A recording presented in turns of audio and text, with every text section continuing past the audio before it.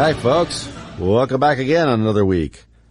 Yes, here we are all on board the good ship Lollipop, having just struck the iceberg Biden out there. We're rearranging the deck chairs as fast as possible out here, but I hope everybody else is doing well out there. It's maybe get some sunshine here in western Colorado. For those of you that are listening someplace other than your radio, but that covers a lot of area here. We're on KNZZ, KGLN. We're 1100, 980, 92.7, I think 98.1, 101 point something, and a few others. And I appreciate your listening however you're doing it, on our laser transmission, or if you're on one of the many ships at sea that I assume to be tuning in. It's all in my imagination probably, but I like the idea of it. It seems romantic to me somehow. But we are back. I was sitting here looking at a few things to talk about today. I had so many, not a good sign. Right off the top, I want to preface this by saying, because I looked at an email I got. By the way, if this doesn't have my email, you could write me at Rick Wagner, one word, no dots, no anything, just Rick Wagner at mail.com. And I read everything, even if I'm not able to respond to the vast majority of them. I'd like to, but I don't have time. But I get some interesting stuff. Like I've said before, I'm amazed at how fast you people are on things lots of times. So 2 or 3 people will find the same bit of news, have the same thing just right away. People are sharp. I want to say, I've said this before, I'm not picking on Utah when I complain about Mitt Romney. I'm not saying there's anything wrong with you people in Utah. I'm just saying there's something wrong with Mitt Romney. And that apparently he's somehow, through mass hypnosis, perhaps some sort of disguise, that he was able to get people to vote for him. But today I was looking, and I reason I preface that because there was a story I'd put up a couple of days ago on politicalviking.com, our website, which you should be visiting. The Political Viking. I just like the sound of that. Disruptor. Anyway, that your governor there in Utah, who apparently is a Republican, you know how that goes, right? Yeah, it's a Republican, it's a rhino without a horn on some of these people. But anyway, he vows to veto school voucher bill. I thought Republicans, once again, the label is easy to pick up and carry if you don't do anything that justifies it. After taking $75,000 from the nation's largest teachers union in campaign donations. Obviously, there's no connection there. This is just one of those crazy coincidences that happen. I don't know what you folks in Utah have done. I can't see you've done anything. You're good people out there, solid folks, everybody I know from Utah.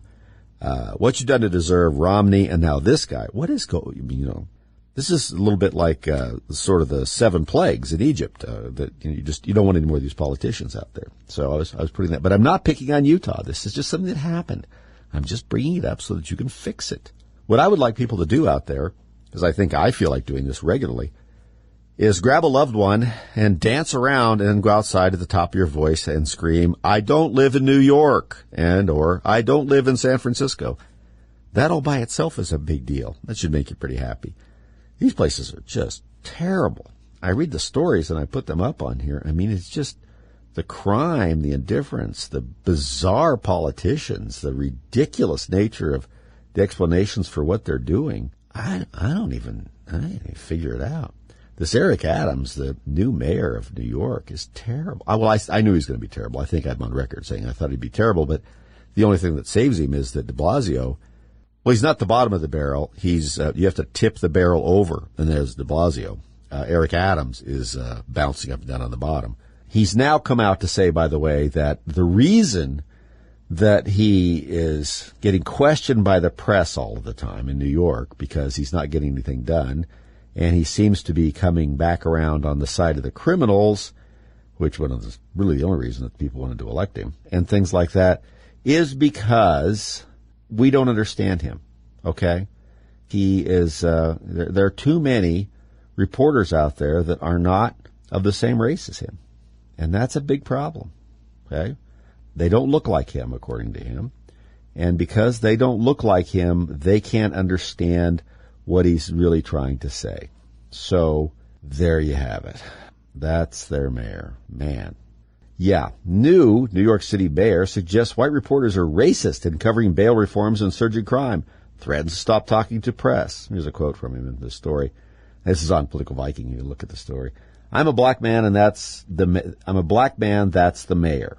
But my story is being interpreted by people who don't look like me. We got to be honest about that. Yeah, this self-aggrandizing nitwit is just the poor people in New York. I mean, there's so many people there that don't deserve that. But once again, be happy it's not you. Or what about San Francisco? Let's look at theirs. I got a story about San Francisco, too, that make you glad you don't live there. Now, one thing is good. We won't talk about school boards in general here in a sec, but San Francisco actually got rid of 3. This is the city, within the city. There's several school districts there. This is the biggest one. They got rid of 3 of their very liberal school board members. Sounds a bit like where I'm at in Mesa County, where they got rid of 3 people that shouldn't be on the school board and got 3 people that should be, that are going to take a heck of a lot of flack. We'll talk about that too. But anyway, these folks got ousted, of course, they understand completely why they were removed.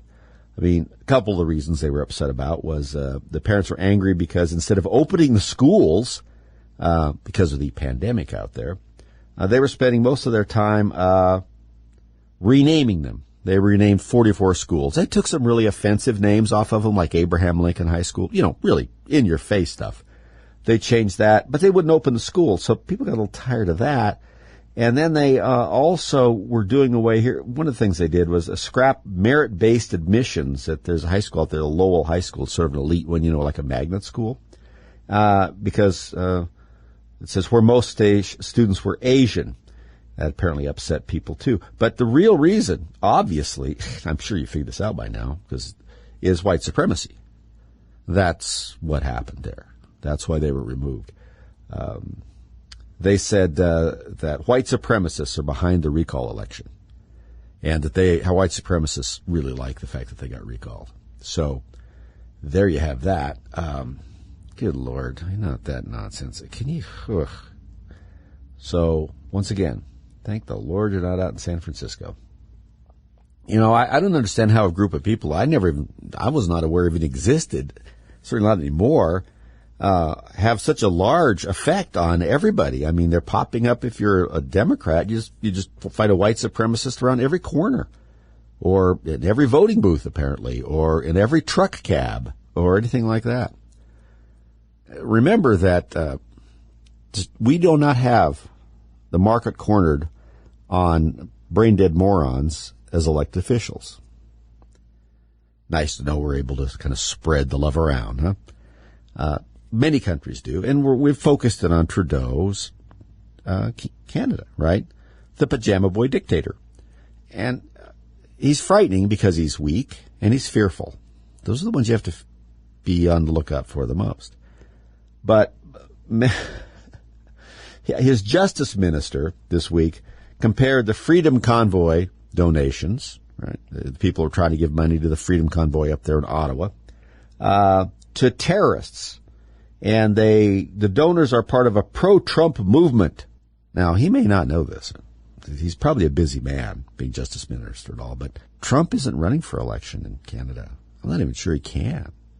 If people are part of a pro-Trump movement that are spending their time up in Canada, and everybody but, all the Canadians are okay with it, but just the pro-Trumpers that are apparently trying to undermine the democracy in Canada, wow, that seems like a road that doesn't have a rainbow with no pot of gold at the end of it. I mean, what's the point of that? That's his thinking on that. So there you are, folks. Right now, you live in western Colorado, eastern Utah. If you're listening to this all across the fruited plain, as Rush liked to say, just be glad you don't live in these places. We got our own problems, but they're not like this. We'll be right back.